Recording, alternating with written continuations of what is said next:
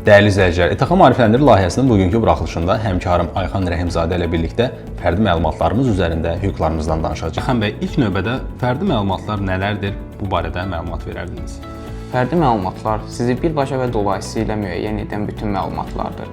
Bunlara misal olaraq ad, soyad, PIN kod və şəxsiyyət vəsiqəsi məlumatları, telefon nömrəsi, ünvan, foto və video görüntülər, biometrik məlumatlar, sağlamlıq və maliyyə məlumatları, təhsil məlumatları, elektron poçt ünvanı, IP ünvanı və digər məlumatlara aid edə bilərik. Bu məlumatların hər biri qanunla qorunur. Bəs mənim fərdi məlumatlarımı kimlər toplayır və işləyir?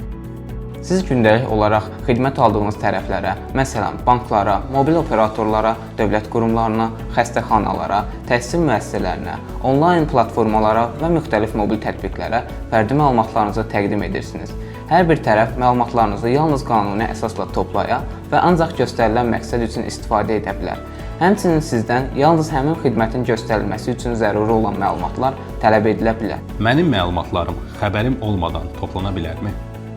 Xeyr, məlumatlarınızı toplamadan əvvəl və ya toplayarkən sizə mütləq məlumat verilməlidir. Kim tərəfindən toplanır, nə məqsədlə istifadə olunur, hansı hüquqi əsas mövcuddur, kimlərlə paylaşılır. Həmçinin məlumatlarınızın necə qorunduğu və hansı hüquqlara malik olduğunuz da bildirilməlidir. Başqa qanuni əsas yoxdursa, məlumatların işlənməsi üçün sizin razılığınız alınmalıdır. Fərdi məlumatlarım üzərində hansı hüquqlarım var? Sizin fərdi məlumatlar üzərində nəzarət hüququnuz var və bu hüquqlar qanunla qorunur. Siz bu kimi hüquqlara maliksiniz. İstənilən dövlət qurumundan, təşkilatdan, hüquqi və fiziki şəxsdən bunları soruşa bilərsiniz.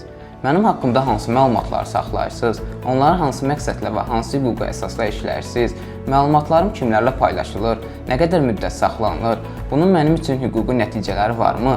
Həmçinin siz öz məlumatlarınızın məzmunu ilə tanış olmaq hüququna maliksiniz. Yanlış və natamam məlumatların düzəldilməsini tələb edə bilərsiniz. Artıq saxlanmasına ehtiyac olmayan və qanunsuz toplanmış məlumatların məhv edilməsini tələb edə bilərsiniz. Qanunda nəzərdə tutulan hallarda məlumatlarınızın işlənməsinə qadağa qoya və ona etiraz edə bilərsiniz. Verdiyiniz razılığı istənilən vaxt heç bir səbəb göstərmədən geri götürə bilərsiniz. Hüquqlarınızı həyata keçirmək üçün məlumatlarınızı işləyən tərəflərə yazılı sorğu təqdim etməlisiniz.